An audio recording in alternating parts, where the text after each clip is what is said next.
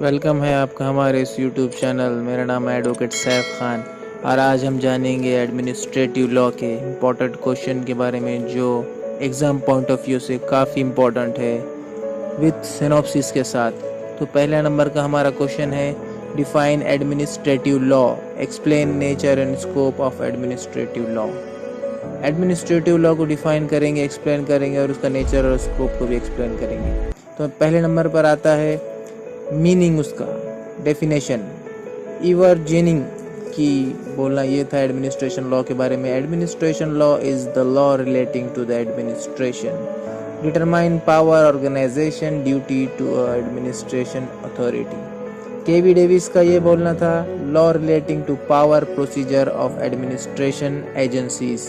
Wait का ये कहना था, law relating to the control of governmental power.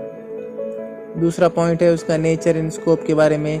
Evolving law, expanding with time, not codified है, based on constitution branch of public law है, organisation and power of administration and quasi administration authority है, deals with official action and procedure by which official action derived authority from constitutional.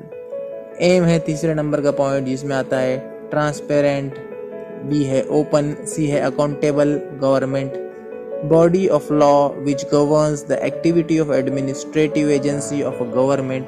Fourth number पर आता है sources. A है constitution of India, B है act and statutes, सी है judicial decision और पांचवा और लास्ट पॉइंट है कंक्लूजन। दूसरे क्वेश्चन पर आते हैं, define delegated legislation, discuss various controlling mode of delegated legislation. तो इसमें पहला पॉइंट आता है डेफिनेशन का, दूसरा पॉइंट आता है reason for growth of delegated legislation का, जिसमें सब पॉइंट्स है। ए नंबर का पॉइंट है प्रेशर वर्क, बी है टेक्निकल सब्जेक्ट मैटर, सी है फ्लेक्सिबिलिटी, डी है एक्सपेरिमेंट, ई सीक्रेसी, एफ है टू मीट इमरजेंसी।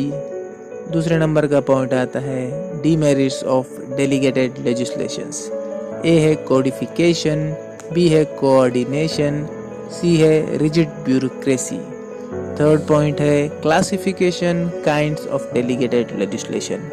ए आता है एग्जीक्यूटिव सबऑर्डिनेट लेजिस्लेशन, बी है जुडिशियल सबऑर्डिनेट लेजिस्लेशन, सी है लोकल बॉडी सबऑर्डिनेट लेजिस्लेशंस। चौथे नंबर का पॉइंट आता है control of delegated legislation. A आता है जुडिशियल कंट्रोल, बी आता है पार्लियामेंट्री कंट्रोल और सी आता है प्रोसीजरल कंट्रोल। पांचवा नंबर का पॉइंट आता है कंक्लूजन। अब हम आते हैं हमारे तीसरे क्वेश्चन की तरफ जो है public corporation and public undertakings.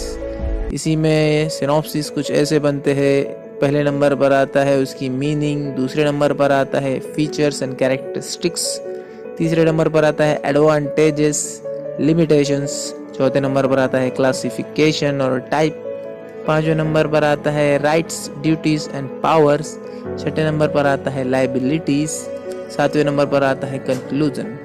अब हम आते हैं चौथे क्वेश्चन की ओर जो है जुडिशियल कंट्रोल ऑफ एडमिनिस्ट्रेशन। इसके सिनॉप्सिस कुछ यूं है। पहले नंबर पर आता है पब्लिक लॉ रिव्यू, दूसरे नंबर पर आता है judicial review of administration action, तीसरे नंबर पर आता है mode of judicial control of administration.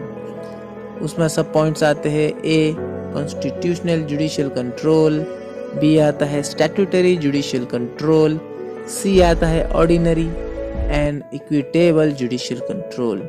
चौथे नंबर का पॉइंट आता है जुडिशियल रिव्यू और क्वासी जुडिशियल एक्शन। पांचवें नंबर पर आता है role of writs in the judicial of administration. छठे नंबर पर आता है against whom writs may be issued. सातवें नंबर पर आता है writs jurisdiction of supreme court article 32। आठवें नंबर पर आता है writs jurisdiction of high court article 226। नवे नंबर पर आता है काइंड्स ऑफ रिट्स। ए है हेबिस कॉर्पस, उसका मतलब ये है release a person who has been unlawful detained of imprisonment.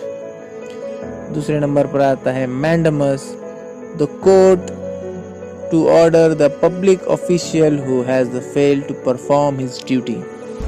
C है prohibit. Inferior court does not have jurisdiction to hear case.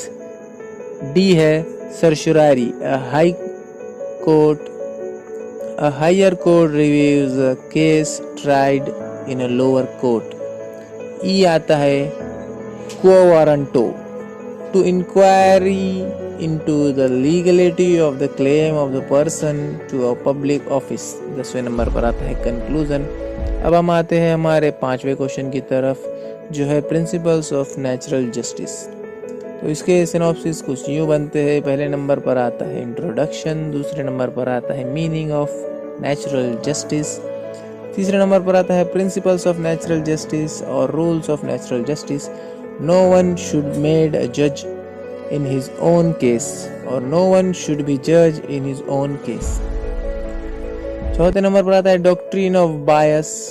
अब हम बायस के बारे में जानेंगे। ए नंबर पर है पिक्यूनरी बायस, बी नंबर पर है पर्सनल बायस। पर्सनल बायस में भी 4 किस्म है।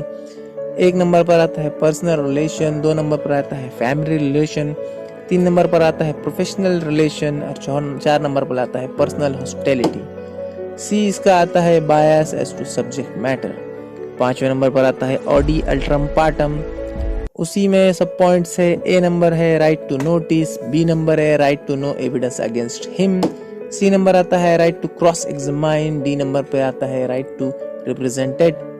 6ठे नंबर का है ऑप्शन है exceptions to the role of natural justice. A number का आता है इमरजेंसी, बी नंबर का आता है लेजिस्लेटिव फंक्शन, सी नंबर का आता है पब्लिक इंटरेस्ट, डी नंबर पर आता है एकेडमिक इवोल्यूशन। 7वां नंबर लास्ट है जो कंक्लूजन है। अब हम आते हैं हमारे 6ठे क्वेश्चन की तरफ, जो है लाइबिलिटीज ऑफ गवर्नमेंट। इसके सिनॉप्सिस कुछ यूँ है। पहले नंबर पर आता है इंट्रोडक्शन, दूसरे नंबर पर आता है requirement of a valid contract, तीसरे नंबर पर आता है कॉन्ट्रैक्चुअल लाइबिलिटीज। इसी में सब पॉइंट्स है। ए है prior to commencement of constitution, B है कॉन्स्टिट्यूशनल प्रोविजन, सी है रिक्वायरमेंट्स, डी है effect of non compliance, E है effect of a valid contract. 4थे नंबर पर आता है टॉर्शियस लाइबिलिटी, 5वें नंबर पर आता है vicarious liability of a master for the tort of his servant, 6ठे नंबर पर आता है कंक्लूजन। तो ये थे हमारे कुछ एडमिनिस्ट्रेटिव लॉ के क्वेश्चंस जो एग्जाम पॉइंट ऑफ व्यू से काफ़ी इंपॉर्टेंट है। इनके हम सिनॉप्सिस भी दे चुके हैं। ऐसे ही वीडियोस देखने के लिए हमारे चैनल को लाइक करें, सब्सक्राइब करें और शेयर करें, बेल नोटिफिकेशन दबाएं। और वीडियो देखने के लिए सबका थैंक यू।